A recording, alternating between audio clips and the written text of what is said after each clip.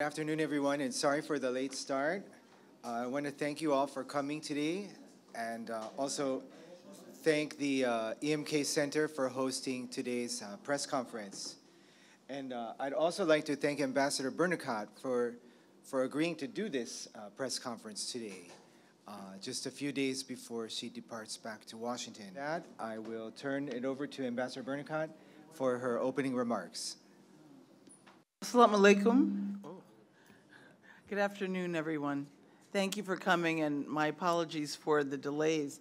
I have to tell you that every farewell meeting I've had today has lasted longer than I anticipated. So the delay was for, I think, a good reason. So I appreciate your patience. And Nick, let me thank you, and let me thank Naveed and the EMK Center and all the staff here. I've had really wonderful memories of programs that we've done here at the EMK Center. It is a living memory of Senator Kennedy and all that he did for supporting Bangladesh during its war of liberation. And so we're really pleased to have this premier center, this premier space available for all kinds of great creative activities. Let me make a few opening comments before your questions. There comes a time when every diplomat has to leave. We know when we arrive, generally speaking, how long our tour of duty is going to be. So I can tell you I've been dreading this day for a long time. Later this week, after nearly almost 4 years in Bangladesh, I will depart for Washington. By the way, this has been the longest I've ever served a tour in my 37-year career so far. So I'm thrilled that I've been able to squeeze every extra minute out of my time here.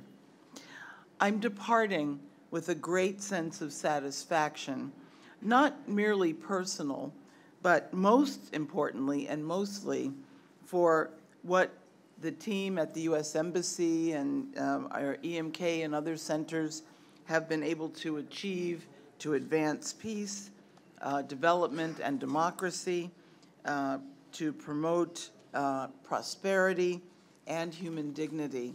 And of course, we haven't done it alone. We've worked with such amazing partners, including many of you here in the room today.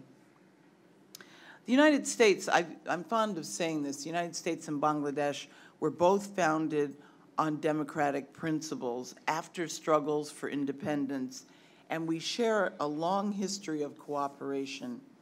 We welcome and support Bangladesh's vision as a tolerant, democratic country that serves as a bridge for commerce and an anchor for stability and prosperity, not just here in the region, but around the world. I like to refer to the fact that Bangladesh actually exports peace.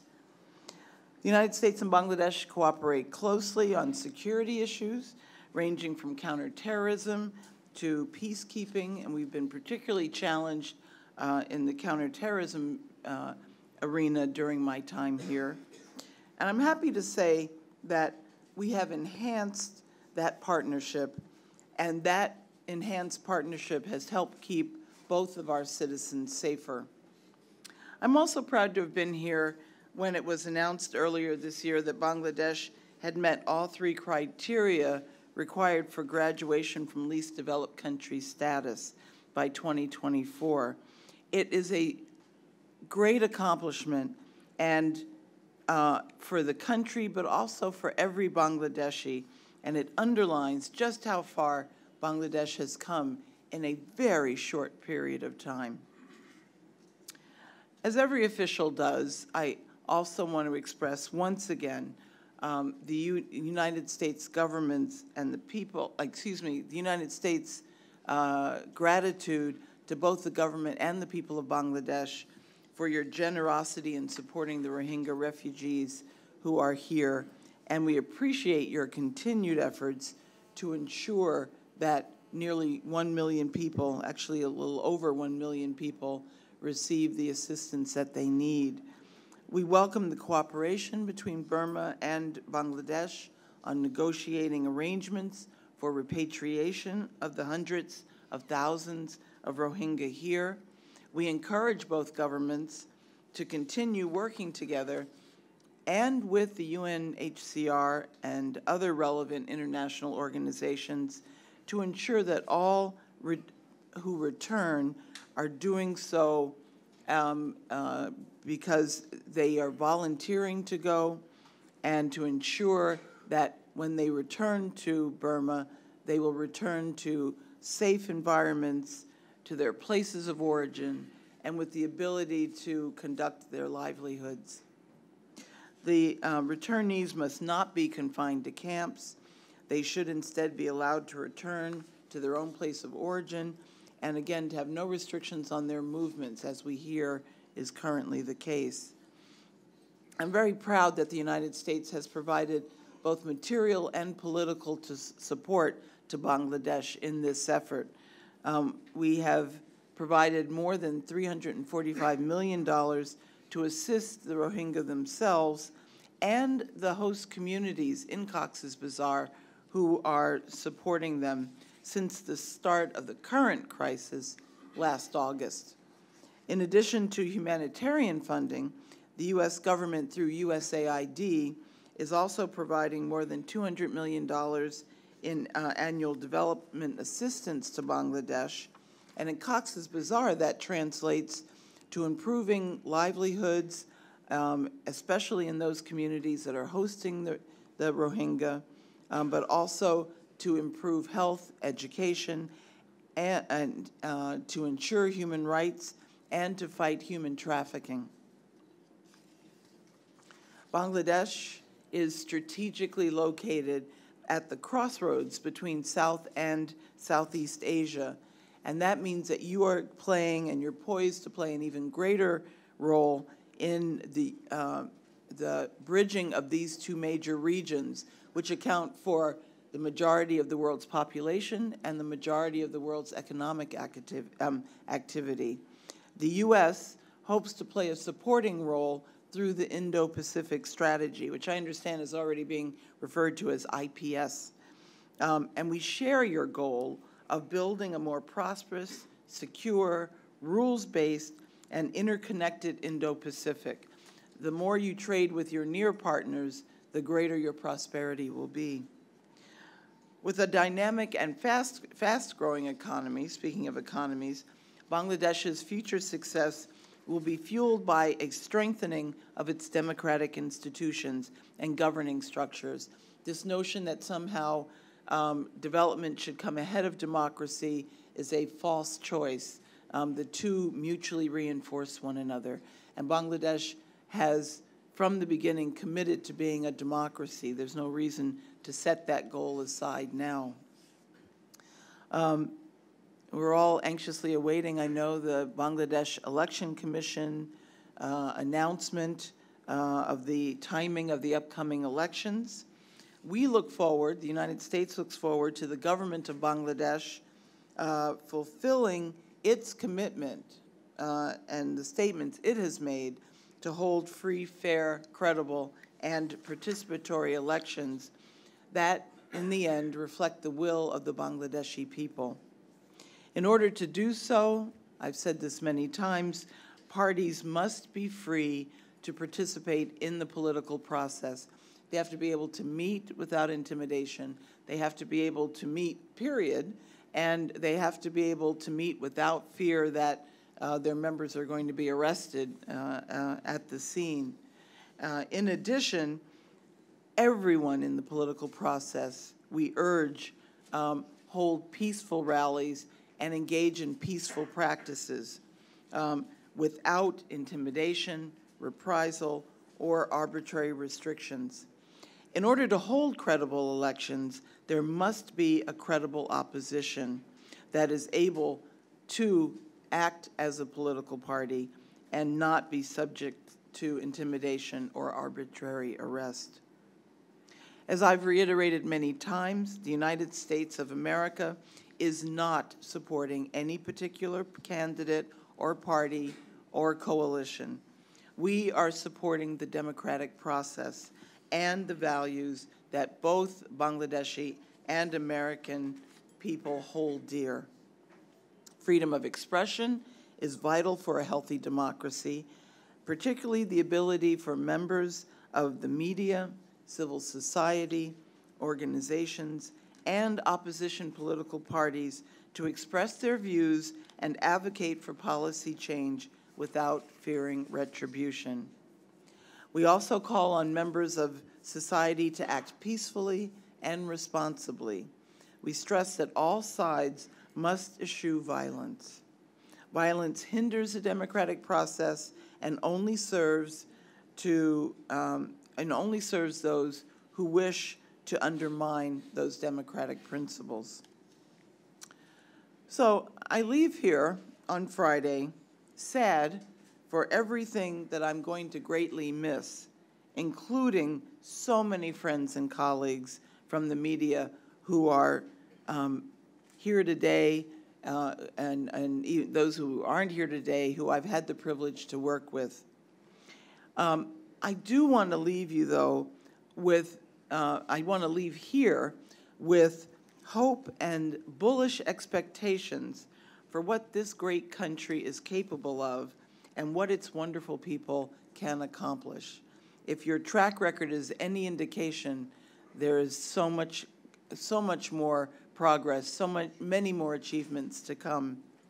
Who would have guessed 47 years ago, after your devastating liberation war, that Bangladesh would have come so far so fast? And yet, your potential remains enormous and in many ways unfulfilled. I also leave here with heartfelt memories of so many occasions, big and small, involving many people or just one person, maybe even just a look from someone as I was passing on the street. It's a country, Bangladesh is, that I have come to love and I carry with me in my heart as I leave here. Your cultural diversity, your beauty, the strength and courage of your people are all extraordinary. And I promise you that I will tell that story wherever I go from now on. I never say goodbye because the chances of our meeting again are actually fairly big, in no small part because I fully intend to return here. But in the meantime, I'll say Abar Dakahobe. Onek Donoban. And with that, I'd be happy to take your questions. Okay, our first question will go to Rashid from Shomakal. Please wait for the microphone, Rashid. Thank you.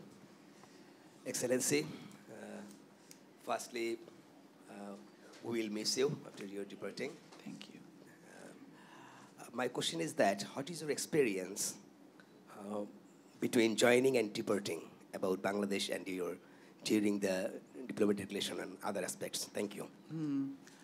I suspect the biggest difference is, while I didn't think it would be easy, I had no idea what the following three plus years would bring. And I leave here really humbled by the amount of complexity that there is here. For those of you who know my resume, you know I served in India, but you may not know that my responsibilities in India were in the political section. I followed domestic Indian politics for the northern half of the country, and a seemingly impossible task. And I thought I would never, ever work again in an environment that was that complex. I was really wrong. Bangladesh is a far more complex society, particularly your political history and the political nature of everything here. So, if I had to pick out one thing, that would be it. The next question goes to Tawhidur Rahman from BanglaNews24.com. Thank you, Your Excellency. I just want to know what is your great achievement, U.S.-Bangladesh relation in your period? Okay, thank you. Thank you. I first of all, I never think of anything as my achievement. You get to work with a small portion of my team, But for those of you who have worked with other sections of the embassy, you know that there is this mighty force behind me. Sometimes I give them an idea and they help me realize it, but most of the time they're giving me ideas and we're figuring out how to achieve them. Sometimes we're taking your ideas and figuring out how to do that. And so nothing I've done has been my achievement. One of the, I guess though, the thing that I feel that the best about is that in the last 3.5+ years, and in spite of a number of contentious issues, that we still have a very open and positive partnership with the Bangladesh government. I have any number of interlocutors that I work with on a daily basis, but so do the members of my team, both Bangladeshi and American. I feel very strongly that we are living in a world today where people are finding it harder to talk to one another. We see countries becoming polarized. Certainly my own country is experiencing that. For all the benefits that social media bring in connecting us, I think it also separates us in some ways, and algorithms that keep feeding us news feeds and opinions that match the ones we've already looked at can leave us isolated in terms of understanding a broader range of viewpoints. Whenever I speak to young people, I urge them to seek out conversations with people they disagree with. Why? It shouldn't be to change someone's mind, though if you can, that's great, right? We all believe what we think is right and what the other person thinks is not so right. But the real point of having those conversations is to understand why the other person thinks differently.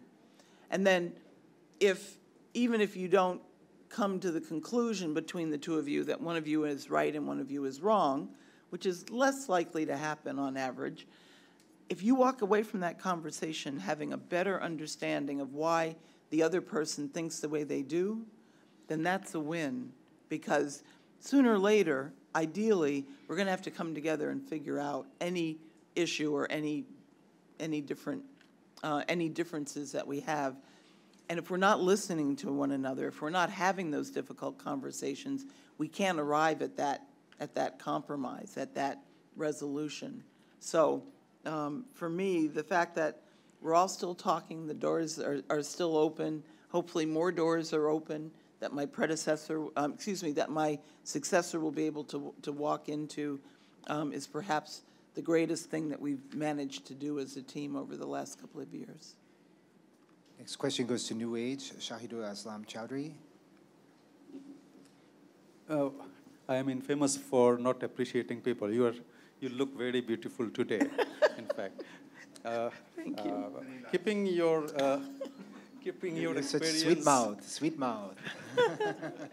Keeping your experience in facing challenges in advancing Bangladesh-US relations, what obstacles do you see in advancing these relations in future, and how to overcome these obstacles? This is going to sound like a horribly bureaucratic answer, but truly, it's a matter of how many hours there are in the day. I could work 24 hours a day and not finish everything I've wanted to do. You know, by the time you get to the end of an assignment, you think about all the things you haven't been able to do. The accomplishments are great, but I'm dogged by what I haven't been able to do.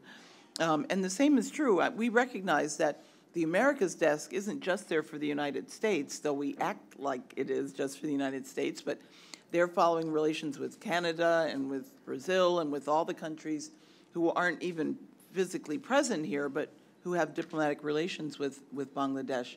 So I think by far, in that expanding field of interest that we have, the most serious challenge is how do we keep prioritizing and how do we change those priorities and still manage to get a lot done. And that capacity, it's not just on the Americas side, it's also on the U.S. side.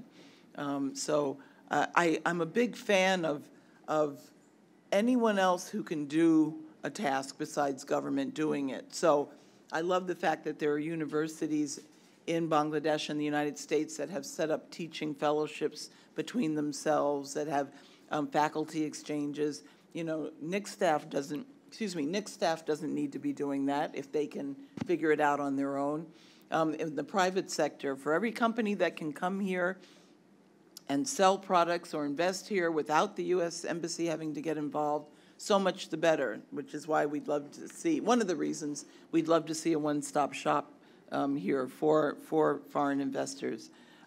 We don't mind getting involved, but the more things work naturally, people to people, the more can happen. If you have to rely on the governments to do it, then chances are it'll take a little bit longer. Hopefully we can jumpstart things and then they can get going. But seriously, that's been the single greatest challenge. Our next question goes to Jamuna TV. Mishu?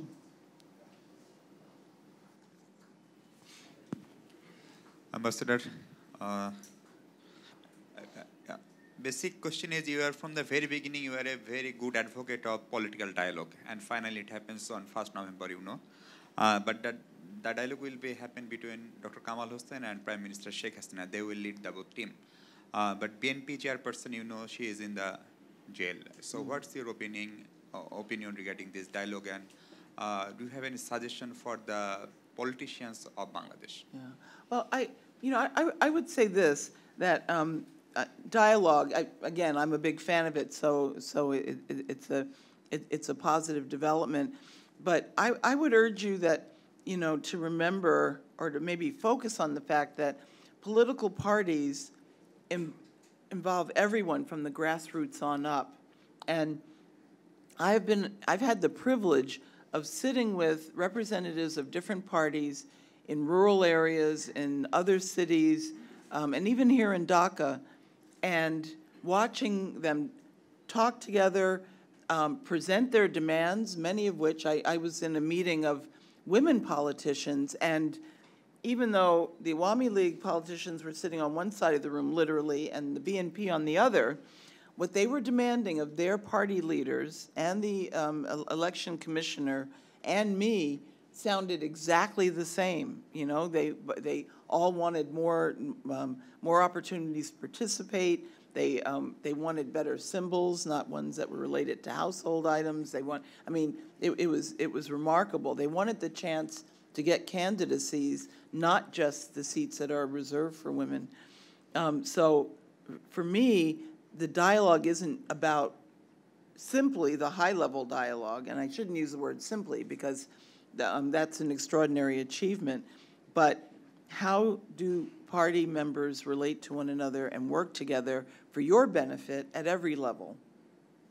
And like I said, I've seen it happening out there, and it's really remarkable, and I hope there'll be more of it. Parties compete against one another during elections, so of course there will be a lot of competition back and forth, but the dialogue should not be dependent on any one leader or any one party. The next question goes to Channel I. Panto.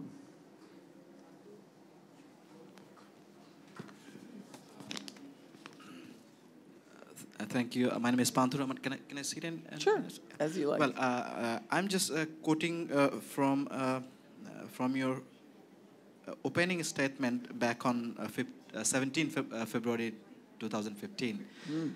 Well, you told us that, let me take this opportunity to say very directly that the United States does not back any particular political force or party in Bangladesh. Our intention is to work with all Bangladeshis. That was your opening statement here in Bangladesh.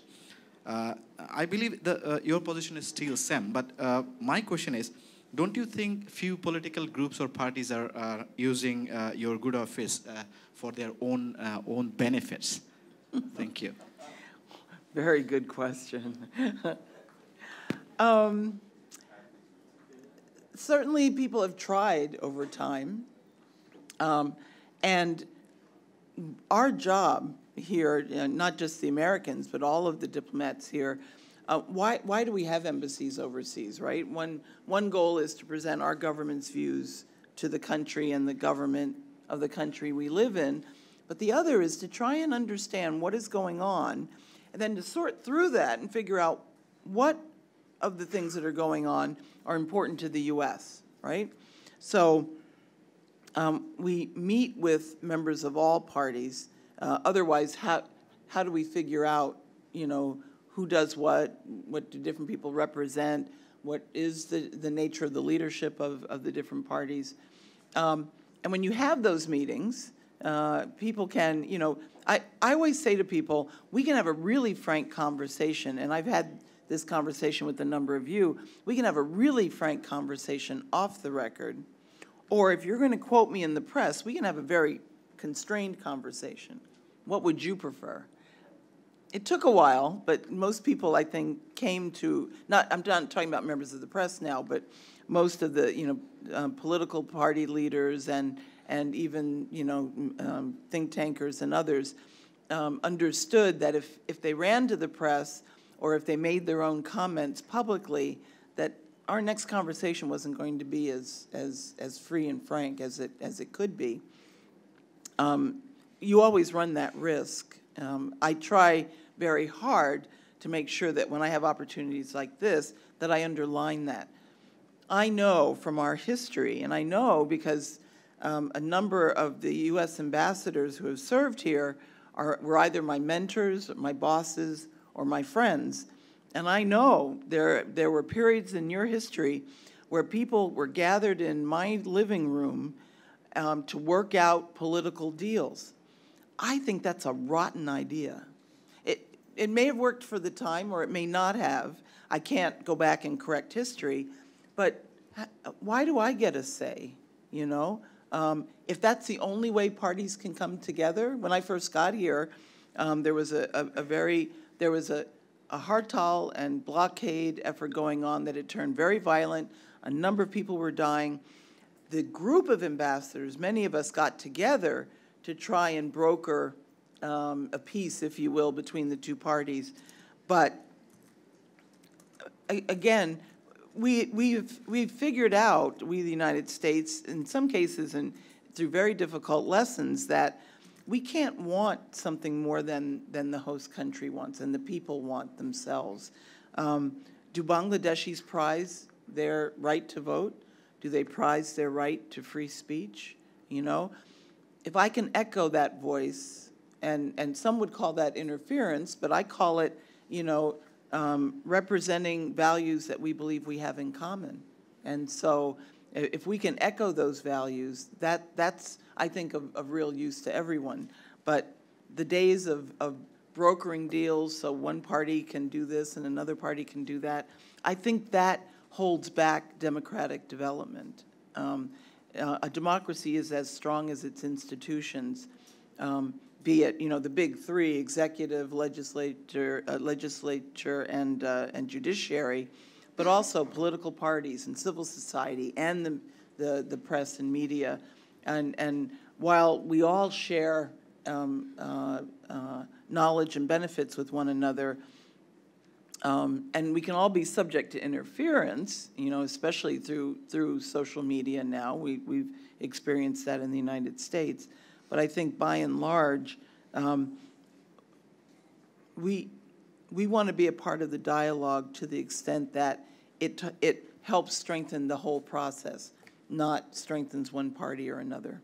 If we get caught up in the spin, as they call it in the United States, and we're going to do our best to explain how that happened or to correct the record so that people know what we were actually doing. Next question goes to Sarah Jewell from Reuters.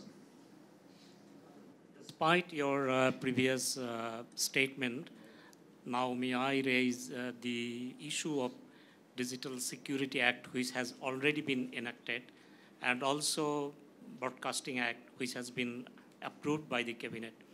Ahead of the just election, only 2 months left, how do you justify these two laws? Do you think that it is justified, or what is your comment? Right.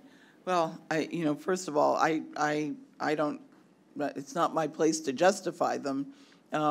They are they're very strict laws that I think we all recognize harbor significant potential for abuse. A number of ambassadors and embassies have been lobbying the government for the last 2 years about this act. And like many of you, we were disappointed to see the act come out in the form it did. But ultimately, whether or not the act is abused rests in the hands of those who use it, the police, the courts, the government itself. And we have urged and will continue to urge that if you stifle a free press, or if a law is used, even especially inadvertently, to stifle free speech, that presents a dangerous scenario. What happens if people can't speak freely? Do you stop having that opinion, or do you find another way to express it? And what is that other way? The healthy way is to be able to make those criticisms in public.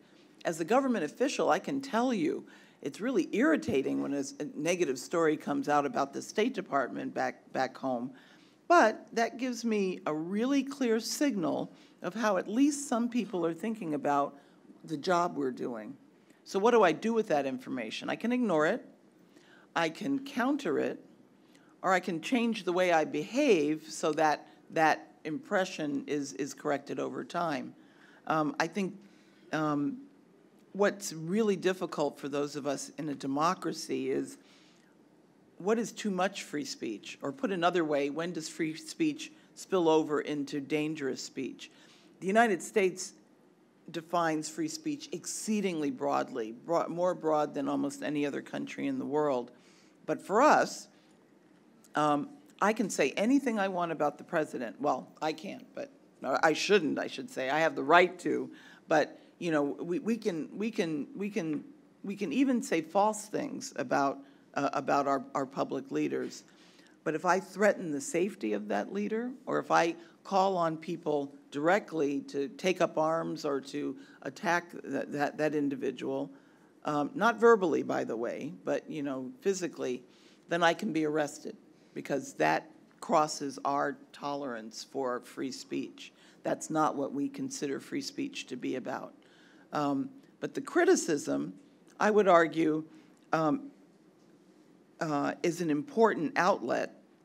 Ideally, and again, those of us who work in government, work in the media, I think we have a special responsibility. If we resort to insults, that may be protected in our free speech, but does it advance the dialogue? Does it advance the cause that or does it advance the issue that we are trying to have an impact on? If we don't do our homework and we don't have our facts straight, and we lose the trust of our readership, or we lose the trust of our constituents if we're in government, then that is ultimately counterproductive. So I would say, while the Digital Act is what it is, there will be opportunities to change it in the future, and if there are abuses to it, then it's up to people to keep track of those abuses, challenge them in the courts, challenge them in the legislature, and change it.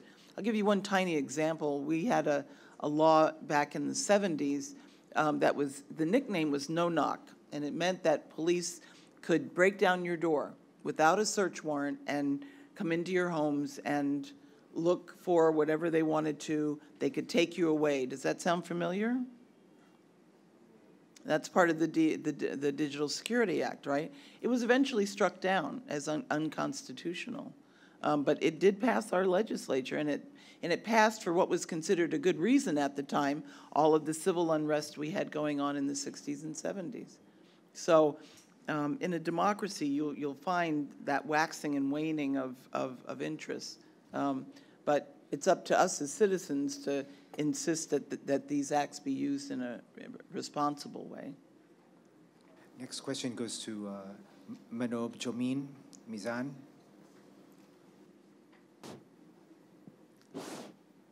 Madam Ambassador, today is the hectic day for you because of you already met our Prime Minister, Foreign Minister, and State Minister for Foreign Affairs. I wish to know,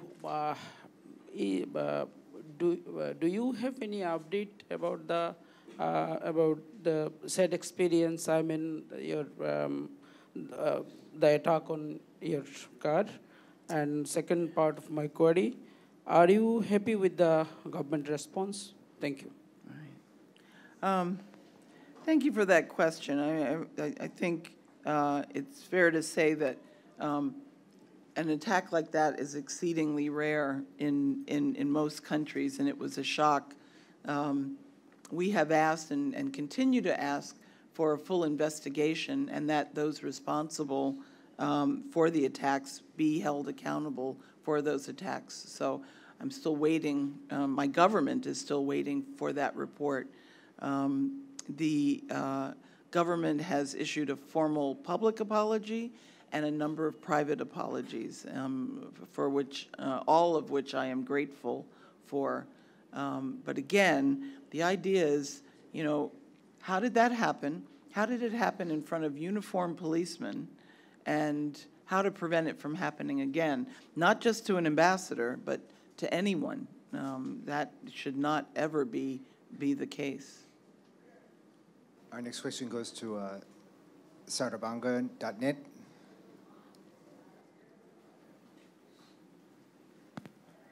Thank you. Excellency, today's your opening remarks, you recall our liberation war. You know that at that time, Pakistan's genocide against Bangladesh in 1971. And at the time, US State Department's secretary was Henry Kissinger. And Henry Kissinger was support Pakistan's for that act. Not only Bangladesh, including several states, Henry Kissinger's was doing like this act.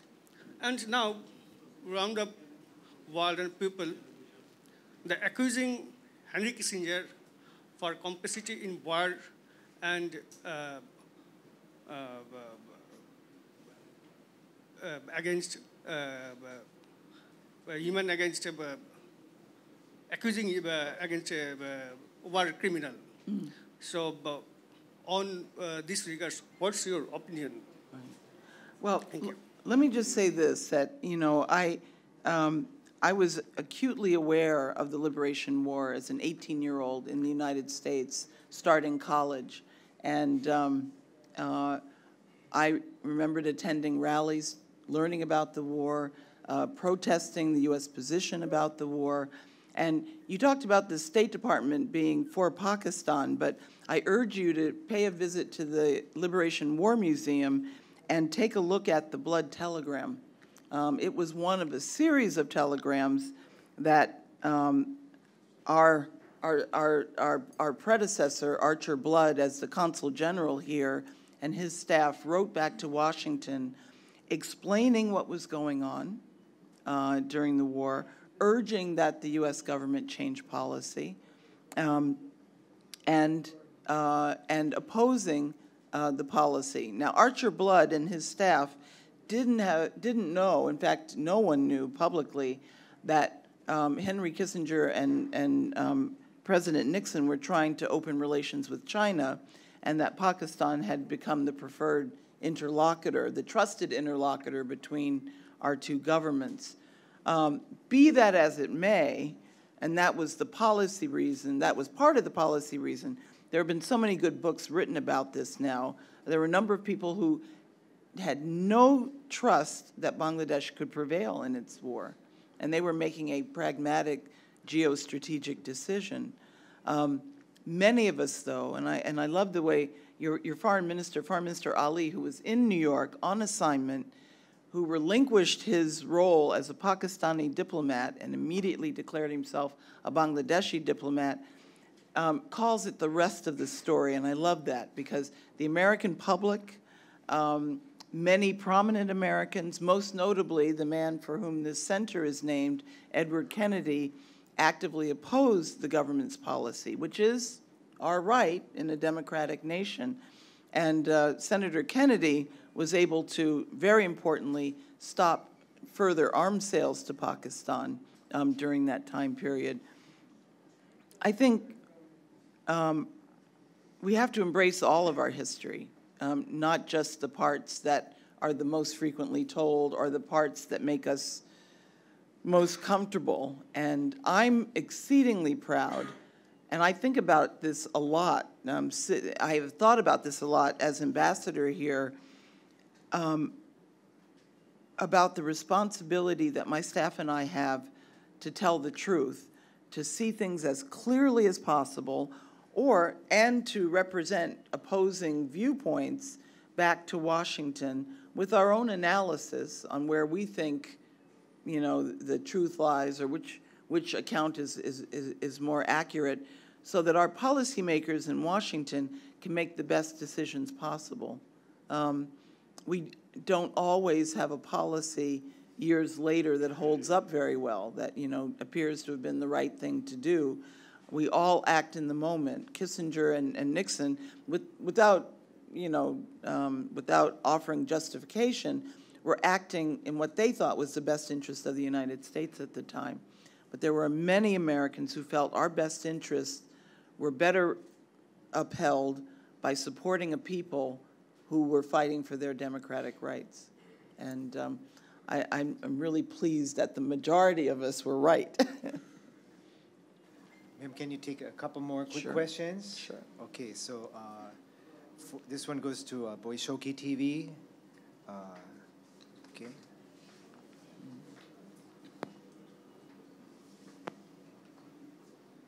Your Excellency, this is Meher from Boishoki Television. I'm a business reporter, so I will ask a business-related question. Firstly, we'll miss you, of course, for your work.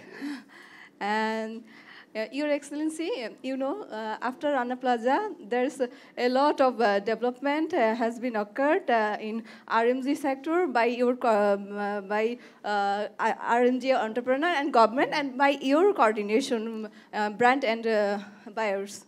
After that, in this development arena, if I give you the marks to how the RMG sector, how many development has been occurred within 100 marks? How many marks you will give in this development arena? You want me to grade the RMG sector? Yeah. Gosh. Okay.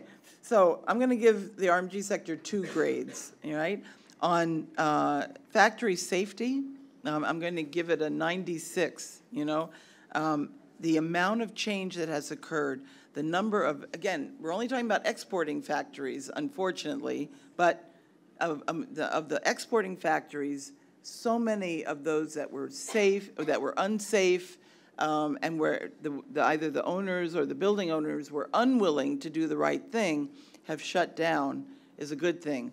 Their business didn't go away. It shifted to those plant owners who were willing to do the right thing. And your business has grown steadily since Rana Plaza, not because people ignored the safety issues, but because your industry partnered uniquely in the world with buyers, with governments, with unions, all put in the resolve and the resources to help improve factory safety.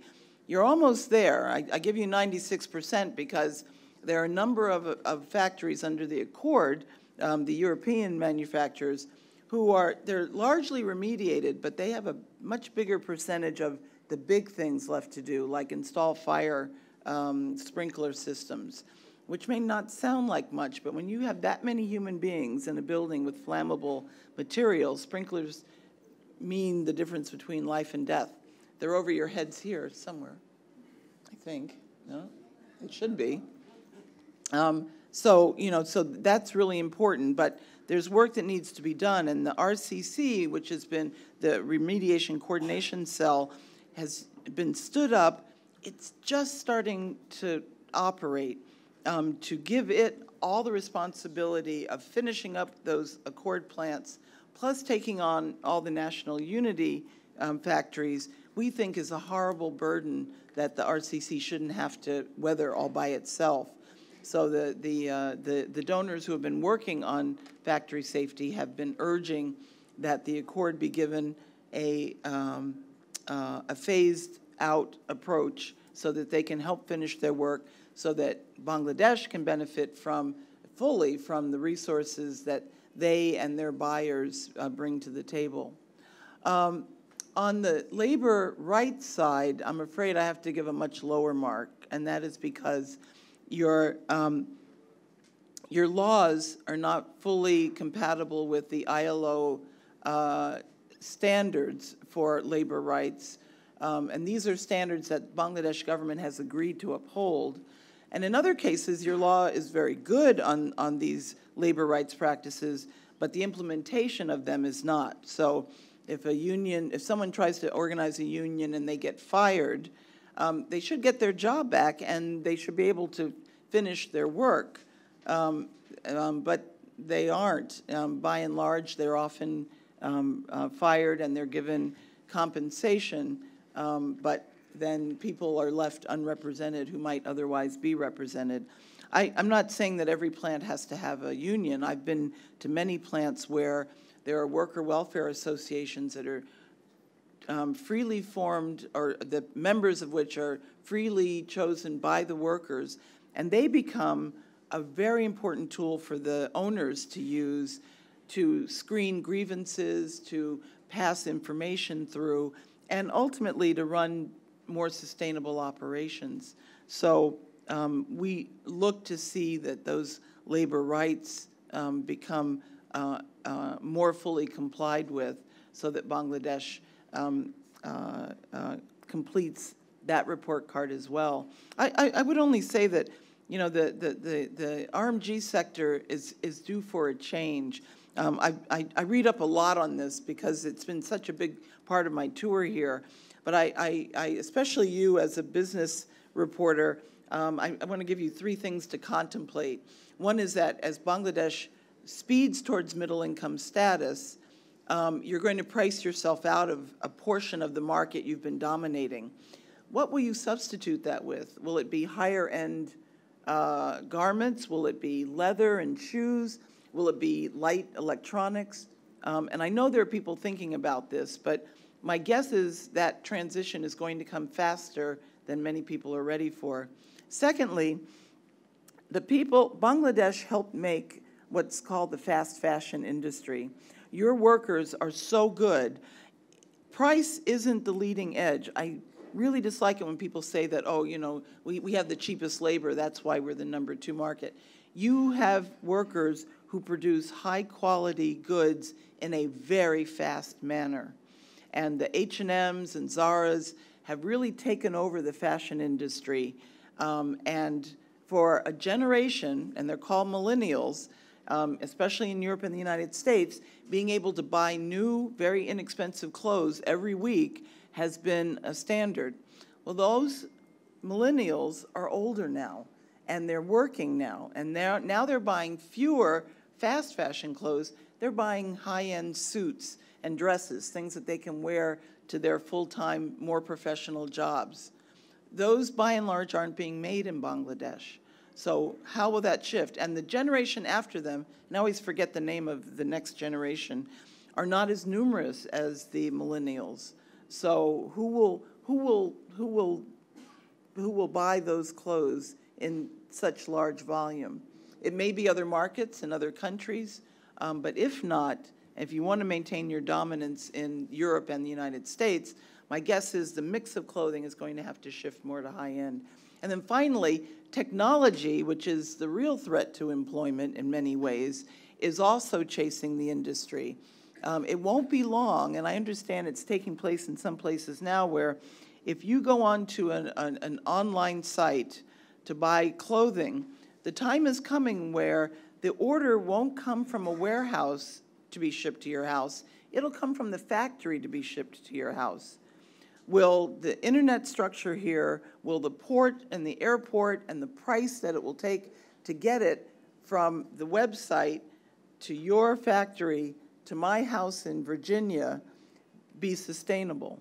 Or will a manufacturer in Ghana be able to do that, or in Haiti, or maybe in Mexico? So these are all the kinds of things that the industry here needs to be preparing for as it looks at issues of labor rights and labor safety.